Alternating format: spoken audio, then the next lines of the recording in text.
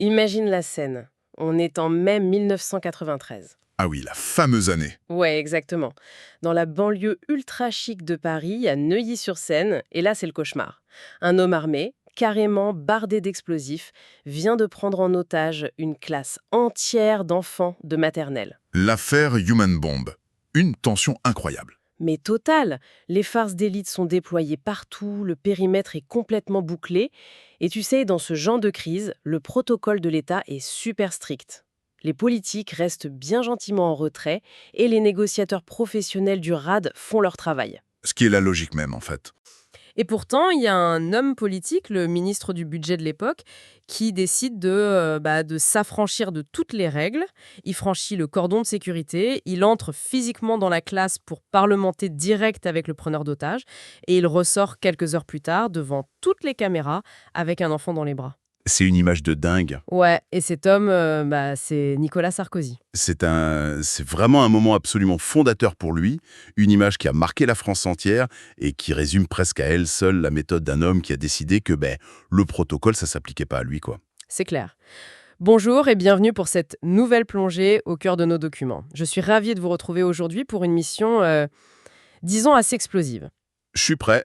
On va où? On va décortiller la mécanique d'une ascension politique totalement hors norme et bien sûr les controverses monumentales qui l'ont suivie. Tout ça en se basant sur une transcription vraiment super fouillée du youtubeur Gaspard G. Il y retrace toute la trajectoire de cette figure incontournable de la Ve République. Une excellente source d'ailleurs, très détaillée. Mais avant d'aller plus loin, je crois qu'un avertissement hyper crucial s'impose. Ok, oui. Parce que là, on marche sur un terrain hautement inflammable. T'as tout à fait raison de le rappeler. Les documents qu'on analyse aujourd'hui abordent des thèmes politiques qui sont extrêmement sensibles. Ça implique des figures historiques de la droite comme de la gauche française, sans parler des dossiers judiciaires qui sont super lourds. Très lourd, ouais. Donc, je veux que ce soit très clair pour ceux qui nous écoutent. Notre objectif ici, c'est absolument pas de prendre parti. On n'est pas là pour émettre un jugement moral et encore moins pour cautionner un camp politique ou un autre. Exactement. On est là pour disséquer le moteur d'une machine politique, tu vois. Pas pour décider si elle roulait dans la bonne direction ou pas. Notre démarche, elle est 100% neutre et factuelle. Voilà, c'est posé. Alors, pour lancer le débat, j'avais une image en tête en lisant tout ça. Vas-y, je t'écoute. En fait, habituellement, quand on observe la politique française, surtout au sommet de l'État, on a l'impression d'assister à une très longue et très polie partie d'échecs. Ouais, entre énarques en costume-cravate. C'est ça. On avance ses pions en silence, on respectait des codes bien bourgeois établis depuis des décennies, mais en lisant l'histoire de Sarkozy, on n'est plus du tout aux échecs. On est où alors? On est carrément dans un combat d'arts martiaux mixtes, dans une cage de MMA où tous les coups de force semblent permis pour s'imposer sur le ring. Ah, j'adore l'analogie de la cage de MMA. C'est hyper pertinent, parce que ce qui est fascinant dans cette source, c'est justement d'observer comment un profil qui n'avait, mais alors absolument pas les prérequis pour atteindre ses plus hautes sphères, a dû inventer ses propres prises. Il a dû tricher avec les règles, en gros. Il a bousculé l'échiquier précisément parce qu'il n'avait pas les bonnes pièces au départ, quoi. Et c'est là qu'il a posé les bases d'un style de rupture. Un style qui sera son plus grand moteur, mais aussi, et c'est le grand paradoxe, le poison qui finira par gripper tout son propre système. Ouais, c'est fou. Mais tu sais, pour se battre avec une telle hargne, il faut un carburant super puissant. Tu m'étonnes? On se lève pas un beau matin avec l'envie de renverser tout l'establishment sans avoir une espèce de faille originelle. Et le point de départ de cette ambition vraiment incandescente, la source nous ramène direct dans les années 70. Son enfance, donc. Voilà, Nicolas Sarkozy, il grandit dans une famille où les parents sont divorcés. Alors bon, aujourd'hui, ça n'a l'air de rien, hein. Ouais, c'est super banal. Mais dans la grande bourgeoisie parisienne de l'époque, c'est un vrai statut marginal. Il porte le poids de cette différence. Et c'est une différence sociale qui se double d'une vraie violence psychologique au sein même de la famille. Son père, Paul Sarkozy, il est décrit par Gaspard Giguet comme quelqu'un de distant, fuyant et surtout terriblement rabaissant. Ah ouais, la phrase qu'il lui lâche, c'est dur. D'une violence inouïe. Il lâche un jour à son fils, je cite à peu près, avec les résultats que tu as et le nom que tu portes, jamais tu ne réussiras en France. Ouch, super ambiance à la maison.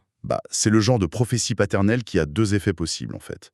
Soit ça te détruit un individu pour toujours, soit ça te forge un désir de revanche complètement inébranlable. Et bon, on connaît la suite. C'est clairement l'option de la revanche qui l'emporte. Surtout qu'il va trouver un refuge à l'opposé total de ce père méprisant. C'est son grand-père maternel, Bénédicte Malin. Un homme très important pour lui. Ouais, un homme complètement imprégné de l'épopée gaulliste. Sauf que ce grand-père meurt en 1972 et ça laisse le jeune Nicolas complètement dévasté. C'est un point de bascule. Carrément. Il s'investit alors d'une mission presque mystique, tu vois, réussir pour faire honneur à cette figure tutélaire. Mais le problème, c'est que sur le plan académique, on est très loin du parcours de génie. C'est le moins qu'on puisse dire, ouais. Il arrache son baccalauréat au rattrapage, et puis surtout, plus tard, le gros obstacle se présente, il échoue à obtenir son diplôme de Sciences Po Paris, apparemment à cause de son niveau en anglais. Et ça, pour ceux qui nous écoutent, c'est pas qu'une simple anecdote d'étudiant qui rate un examen. En France, le parcours classique, la voie royale incontournable pour accéder à la présidence ou au très grand ministère, c'est Sciences Po, puis l'ENA, l'École nationale d'administration. L'usine à technocrate, quoi. Exactement, c'est l'usine à fabriquer les élites de l'État. En ratant cette marche, la porte du circuit traditionnel lui est carrément claquée au nez. Et c'est là que je me suis fait une réflexion en lisant la source. C'est presque le cliché du fondateur de start-up dans la Silicon Valley qui abandonne la fac, tu trouves pas? Ah, c'est pas faux, ouais. Finalement, le fait de ne pas être un énarque bardé de diplômes, de ne pas avoir ce fameux ascenseur social préprogrammé, est-ce que c'est pas exactement ça qui l'a forcé à devenir aussi redoutable sur le terrain?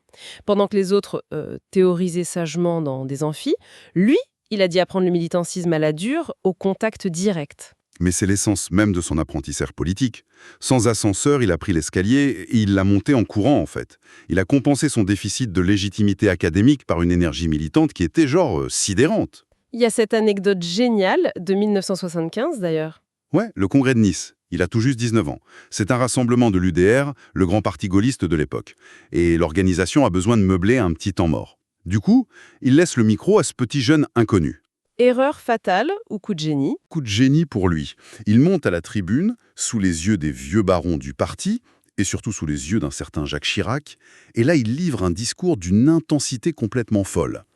Et la conclusion du discours? Il termine en hurlant presque « Être jeune gaulliste, c'est être révolutionnaire ». Et la salle, qui est pourtant ultra conservatrice, se lève comme un seul homme et lui fait une ovation.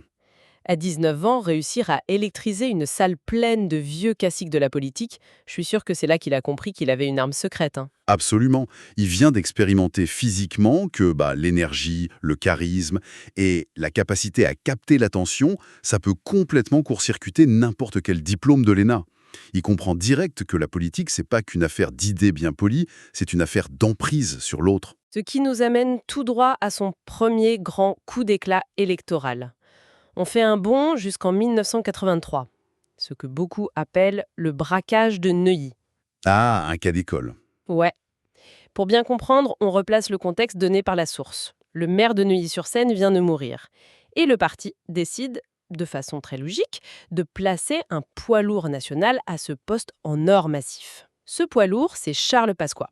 Qui est à l'époque le mentor politique de Sarkozy d'ailleurs. C'est ça. Et Pasqua demande à son poulain, qui a 28 ans à l'époque, d'aller gentiment faire campagne pour lui auprès des conseillers municipaux. Mais devine ce que fait le jeune Nicolas? Il va voir les conseillers, sauf qu'au lieu de vendre le projet de Pasqua, il les convainc que le profil de Pasqua, c'est pas du tout le bon, et qu'il ferait beaucoup mieux de voter pour lui, le jeune loup de 28 ans. C'est incroyable, il retourne l'Assemblée locale de l'intérieur. Totalement. Et il l'emporte, il devient l'un des plus jeunes maires de France, en poignardant politiquement et de face le numéro 2 de son propre camp. C'est sidérant, quoi. Au lieu de demander patiemment son tour, comme on le fait d'habitude, il crée un rapport de force de toutes pièces. Mais ça, c'est qu'un prélude. Ah oui, c'est l'échauffement. Si on revient à notre scène d'ouverture, cette fameuse prise d'otage de la maternelle de Neuilly en 1993, j'avoue que j'ai eu un vrai blocage en lisant ce passage. Comment ça? D'un côté, on a un ministre qui entre physiquement dans une classe avec un gars prêt à se faire sauter au milieu de plein de petits gamins. On se dit, waouh, quel courage insensé. Mais de l'autre côté, il s'assure d'être bien filmé à la sortie avec le bébé dans les bras. La fameuse photo. Voilà. Est-ce que c'est pas l'expression d'un opportunisme médiatique poussé mais à l'extrême, au point d'entraver le vrai boulot de la police et de risquer sa peau juste pour faire l'ouverture du journal de 20 heures? C'est une super question. Mais en fait, d'après l'analyse, il faut surtout pas choisir entre les deux interprétations. C'est très exactement la fusion des deux. Ah ouais? Ouais. Sur le moment, le courage physique, il est réel. Il faut y aller, c'est clair. Mais ce qui est décisif sur le plan politique pour la suite de sa carrière, c'est sa compréhension viscérale de l'outil télévisuel. L'image avant tout. C'est ça. Avant lui, l'idéal politique français, c'était ce qu'on appelait l'homme de réflexion, le leader un peu distant, intellectuel, qui pense la nation dans son bureau. À Neuilly, Nicolas Sarkozy invente carrément la figure de l'homme d'action. Celui qui mouille la chemise. Exactement. Il montre que l'émotion visuelle brute, l'action directe sur le terrain, ça pulvérise complètement le protocole froid de l'État. C'est un bouleversement total des codes de la com politique en France. Et cette méthode de la rupture permanente, elle va le propulser toujours plus haut. Mais, en même temps, elle va créer des fractures monumentales avec son propre camp. On entre dans l'ère des grandes trahisons. Ah, 1995. L'élection présidentielle de 1995. La logique politique, la loyauté, voudrait qu'il soutienne Jacques Chirac. Chirac, c'est l'homme qu'il a vu grandir en politique, qu'il a soutenu. Son deuxième père spirituel, presque. Ouais, mais non, Sarkozy choisit de rallier Édouard Balladur, qui est alors Premier ministre et surtout le grand favori des sondages. C'est un parricide assumé. Et pour comprendre la violence de ce geste à l'époque, il faut se rappeler qu'à droite, la loyauté au chef historique, c'est une valeur cardinale. On ne touche pas au chef. Surtout pas à Chirac. Voilà. En choisissant Balladur, il choisit ouvertement l'opportunité plutôt que la fidélité. Le gros problème pour lui, c'est que Balladur s'effondre dans la campagne, et c'est Chirac qui est élu président. Du coup, Sarkozy se retrouve excommunié de la droite gouvernementale. Une vraie traversée du désert qui va durer 2 ans. Sauf qu'on ne tue pas politiquement quelqu'un qui carbure autant à la revanche. Il finit par revenir au premier plan au début des années 2000. Et c'est son passage au ministère de l'Intérieur qui va vraiment être le tremplin final vers la présidence. La place Beauvau, ouais. C'est la période de l'omniprésence médiatique. Les descentes de police avec les caméras embarquées et surtout les fameuses phrases choc. Lesquelles t'as en tête ? Quand il promet de nettoyer au Karcher les quartiers difficiles, ou quand il utilise le terme « racaille ». L'opposition hurle à l'outrance, les scandales à chaque phrase. Mais le truc fou, c'est qu'électoralement, ça fonctionne à merveille. Ça fonctionne redoutablement bien. Ouais. Parce qu'il capte une anxiété sécuritaire hyper forte dans le pays à ce moment-là, et il y répond par une posture d'autorité absolue, presque brutale. Il assume le clash. Totalement. Il clive la société française, c'est indéniable. Mais ce clivage, paradoxalement, il galvanise son camp, et surtout, ça lui permet de siphonner une grosse partie de l'électorat d'extrême droite. Stratégie gagnante, donc. Sur toute la ligne. C'est cette stratégie, alliée à une image de réformateur économique inépuisable, qui le mène à la victoire suprême en 2007. Il est élu président de la République avec 53% des voix face à Ségolène Royal. Et c'est là, précisément, le soir même de cette consécration absolue, que la machine se grippe. Du moins sur le plan de l'image. Le soir de sa victoire, il célèbre l'événement au Fouquet's. Aïe, le Fouquet's. Alors, pour bien mesurer l'impact, il faut rappeler que le Fouquet's, sur les Champs-Élysées, c'est pas juste une brasserie un peu chère. C'est l'un des lieux de rassemblement de la très grande bourgeoisie d'affaires parisienne et des milliardaires. Le symbole est lourd. Et ça s'arrête pas là. Juste après, il part se reposer sur le yacht privé et hyper luxueux de l'industriel Vincent Bolloré. Oui, la fameuse croisière. Les Français découvrent les montres Rolex en gros plan, les lunettes Ray-Ban, l'étalage total de la réussite matérielle. C'est littéralement l'invention de l'expression « président bling-bling ». Un tournant radical pour l'image présidentielle. Et puis bon, il y a aussi la surmédiatisation de sa vie privée. Il divorce alors qu'il est en exercice, ce qui est du jamais vu en France, et il se remarie avec l'ex-mannequin Carla Bruni, sous l'œil de tous les paparazzis. Tout devient un spectacle. L'homme privé et l'homme public fusionnent complètement. Il n'y a plus de barrière. Mais attends, là je me fais un peu l'avocat du diable en repensant à la source. Il avait fait toute sa campagne sur le thème de la rupture, non ? Oui, la rupture tranquille. Son grand slogan, c'était « Travailler plus pour gagner plus », une vraie ode au mérite et à la réussite financière. Du coup, pourquoi les électeurs, qui venaient tout juste de les lire pour casser l'image un peu hypocrite de la vieille politique, ont été si choqués par ce style voyant ? Au fond, il montrait juste le succès qu'il promettait à tout le monde. Ouais, ton argument s'entend parfaitement, mais en fait, il se heurte à une réalité culturelle super profonde en France. Laquelle ? Les Français voulaient bien élire un réformateur dynamique, ok ? Mais la présidence de la Ve République, elle reste fondamentalement imprégnée d'une tradition presque monarchique. Le fameux monarque républicain ? Exactement. De Gaulle à Mitterrand, le président, il est supposé s'élever au-dessus de la mêlée. Il doit incarner une forme de sacralité, un mystère républicain. Or, L'agitation permanente de Sarkozy, sa familiarité et surtout l'étalage de l'argent privé, ça a complètement profané cette sacralité. C'est un super point. Tu vois, ce qui était son atout majeur pour conquérir le pouvoir, cette énergie folle, cette capacité à désacraliser l'action, c'est devenu un boulet énorme une fois qu'il s'est assis sur le trône. C'est fascinant quand on y pense. C'est comme s'il avait passé des années à perfectionner l'art d'enfoncer les portes à coups de pied. Et une fois arrivé dans le beau salon de l'Élysée, il continuait à tout casser parce qu'il savait juste pas s'asseoir calmement sur le canapé. C'est une excellente métaphore. Et pourtant, les documents soulignent bien que son bilan politique concret est pas du tout négligeable. Il a géré la crise financière mondiale de 2008 de manière plutôt proactive. Il a aussi réussi à faire passer la réforme très impopulaire des retraites de 60 à 62 ans. Oui, il a fait le job sur ces dossiers. Mais son style bling-bling a tellement parasité son image que ça a fini par masquer toutes ses propres réformes. Et malheureusement pour lui, ce brouillage constant des lignes entre ce qui se fait et ce qui ne se fait pas, ça va pas se limiter à une simple question de style ou de goût. Ah non, on passe à l'étape supérieure. Voilà, sa propension à toujours flirter avec les limites des règles institutionnelles va finir par attirer le regard implacable de la justice, surtout après sa défaite en 2012 face à François Hollande. Et là, on aborde une séquence de la source qui est particulièrement lourde. L'énumération des affaires judiciaires qui pleuvent après sa sortie de l'Élysée, c'est juste sans précédent pour un ancien chef d'État français. Le calendrier judiciaire est vertigineux. Essayons d'y voir un peu clair. Il y a d'abord eu l'affaire Bettencourt. On parlait d'un possible abus de faiblesse de l'héritière de L'Oréal pour financer sa campagne. Mais bon, celle-ci s'est finalement soldée par un non-lieu en sa faveur. Tout à fait, il faut le préciser. En revanche, il y a d'autres dossiers qui sont d'une toute autre envergure. Parlons de l'affaire Big Maillon, par exemple. Concrètement, comment ça fonctionnait, ce système, d'après la source ? L'affaire Baig-Malion, elle touche au cœur du processus démocratique, parce que ça concerne le financement des campagnes. La loi française est super stricte là-dessus. Elle impose un plafond maximum de dépenses aux candidats pour garantir l'équité de l'élection. Logique, pour que les plus riches n'achètent pas l'élection. C'est ça. Sauf qu'en 2012, Sarkozy fait une campagne hors norme. Des meetings pharaoniques, des lumières, du son de folie. Et pour pas exploser officiellement ce plafond légal, un système de fraude aurait été mis en place. L'agence de com Baig-Malion facturait au parti, l'UMP, des événements fictifs. Des fausses conventions internes, ce genre de choses. Exactement, des trucs surfacturés. L'objectif, c'était de cacher les vrais coûts des meetings du candidat. On parle d'un dépassement colossal camouflé de plus de 16 millions d'euros. 16 millions, c'est hallucinant. C'est un contournement industriel de la règle, quoi. Et puis il y a les accusations concernant l'affaire libyenne. Là, on touche à des soupçons gravissimes d'un potentiel financement occulte de sa campagne de 2007 par le régime du dictateur Mouammar Kadhafi.